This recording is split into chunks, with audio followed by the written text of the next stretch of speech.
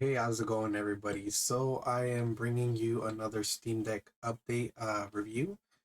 In essence, I would like to update these videos or upload these videos once a week, just to kind of review what went on throughout the week with updates, as well as review some games that are for sale that may be good on the Steam Deck. Let me know what you think of these type of videos. If you'd like me to do anything different, go further in depth, anything like that, just so we can go ahead and try to better our craft as we go on. So let's go ahead and get started. All right, so last week we left off with August 13 and August 14.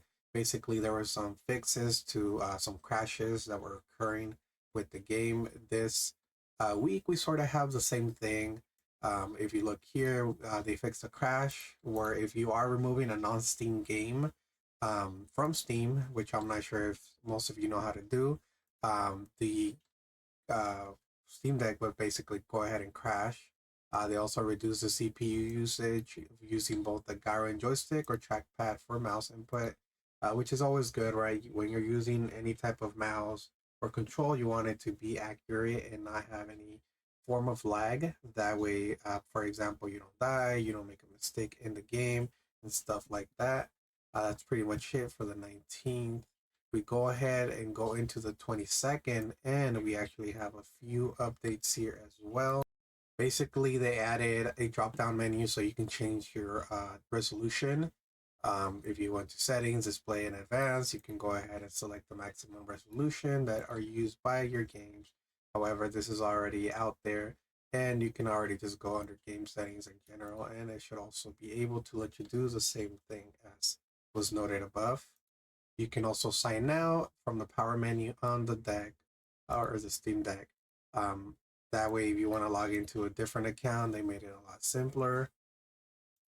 And then they also made a fix on the Steam Link app regarding the touch controller so that the visibility would work. One of the things that is important here is that they fixed an issue where if you're modifying a setting on the Steam Deck, when returning to the game, it would crash. This actually was kind of noted last week. I'm guessing they kind of fixed it, but not necessarily completely. So they went back in and completely fixed it. Hopefully, there won't be any more issues.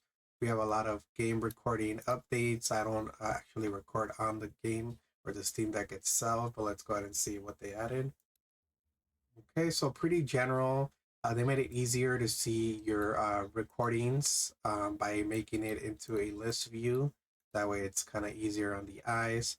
They also added a setting where you can turn on and turn off recording per game. This was also mentioned, I believe, on our last video. I'm guessing now they fully implemented it, so now it's easier to go ahead and choose separately rather than having to always record or always not record through all the games, right? They also limited the bit rate of the background. I guess that can also help for any form of lag issues. Um, they also improve error reporting in the save slash share sheet if you have any issues. And then they also fixed an issue where in the last second of any clip or recording that you are viewing, it wasn't able to pause and it would just freeze, I suppose. Something that's pretty important here is that if you're in desktop mode and you hit the escape key, it previously used to just go ahead and dismiss the whole overlay. However, now when you press the escape key, I'll instead go ahead and let's say escape per window instead of just kind of closing everything down. And then last but not least, we go back to the game recording.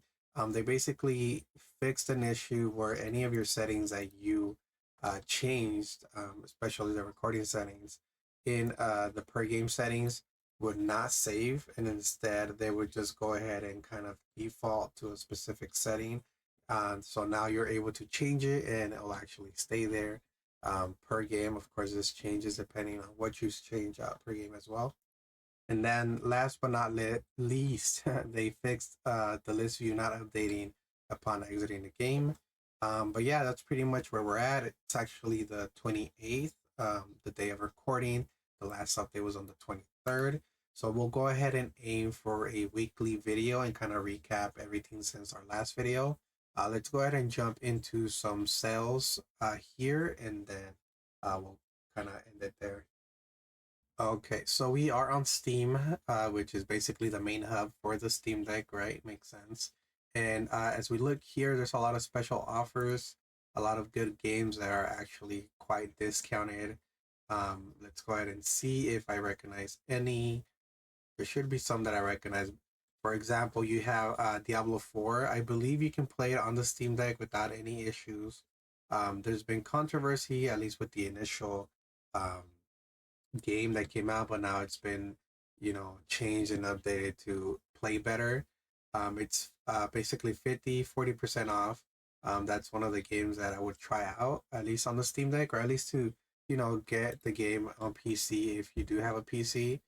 Grand Theft Auto 5 is also a massive game. You can go ahead and get that one now for 63% off. And yeah, the goal with these type of videos is to recommend games that aren't specific for the Steam Deck, although we are in a Steam Deck type of video, right? But yeah, just games that you can play on PC or Steam Deck. Civilization 6 is also a really big game. It's basically free almost. You can try to play that game as well. It's a lot of building basically your civilization, right? And then I guess conquering. I never got into play this game, but I have always heard good reviews.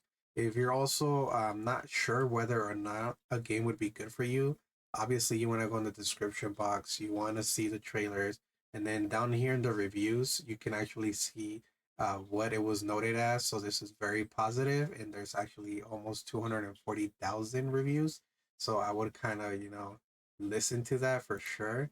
Dying Light, definitely a great game. I've played it a lot, and I feel like it's one of the best, let's say, open world zombie games that there is. It's $20 usually, but now it's actually $4 or $4, and I think this one actually has the DLC with it. So yeah, that's already a pretty big steal there. Yeah, there's a lot of games. I highly recommend you go check out the Steam store and try to see what you like. If you have any games that you already have saved or wish list, you should go ahead and see it. Maybe they got on sale too. There is another website that I do want to show you. It's one that I actually use plenty, so let me go ahead and jump into that as well. Okay, so this is the Humble Bundle Store.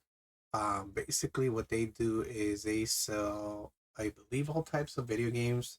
You can go ahead and buy a game here. You'll get a code, which then you can redeem in its appropriate device, whether it's PC, for example, or Nintendo Switch. Those are the two that I've used them for.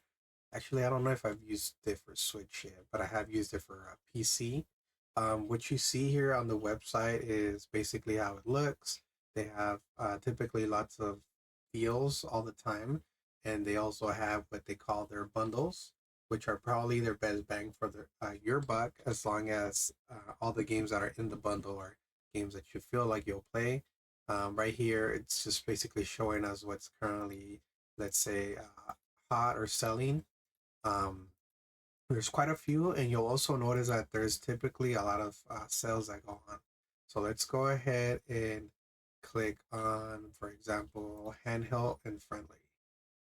So all of these here are games that I believe are on PC, which are selling a lot right now. So if you look at the list here, their number one is Cyberpunk, followed by Hogwarts Legacy, Resident Evil 4 Remake, which I just finished and actually streamed as well, Starfield, and Grand Theft Auto.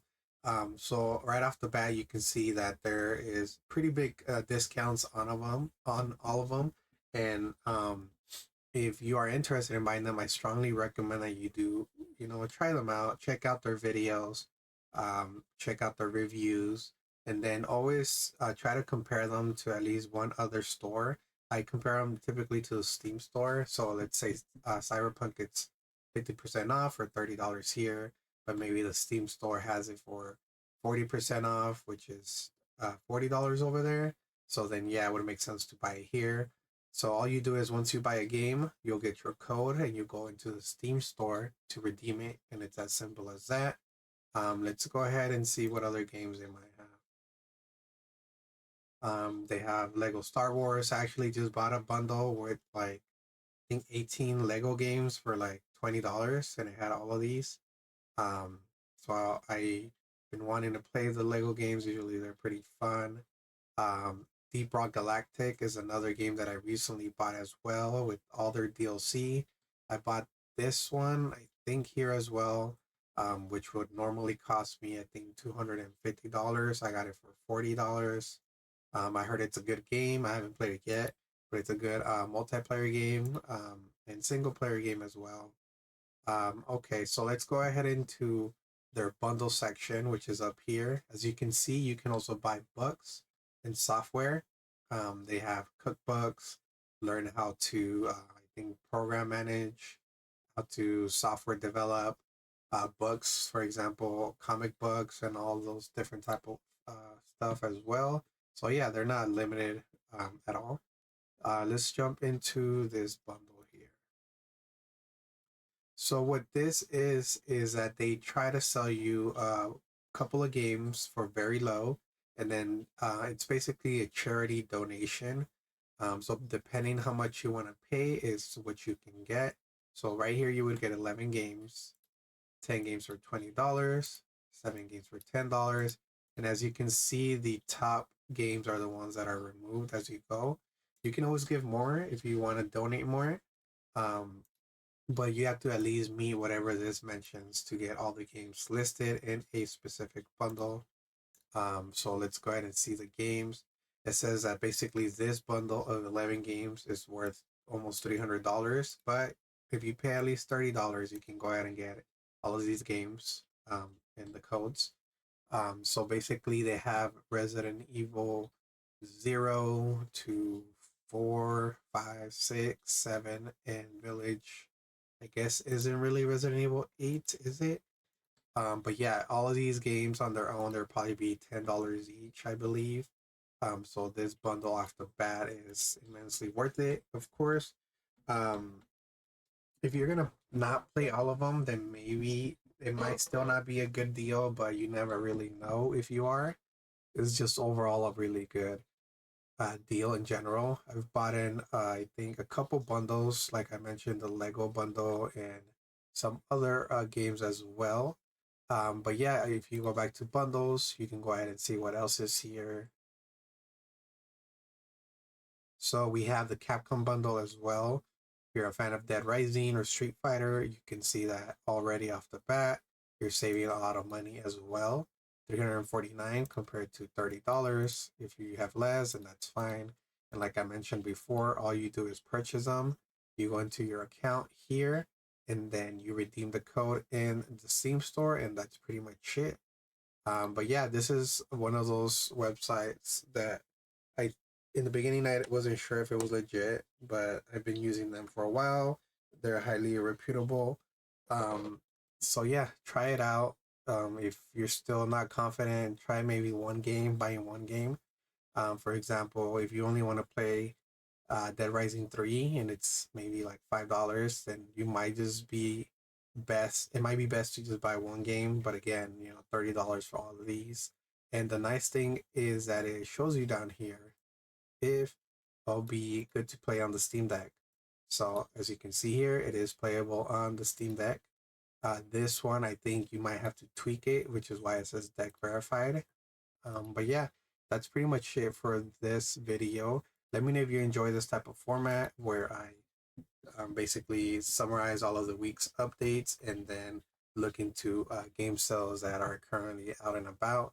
If you'd like me to focus more on certain things, maybe a different type of topic for a different type of video, then let me know as well. Otherwise, I hope you enjoy. And don't forget to like, subscribe, and I'll see you on the next one.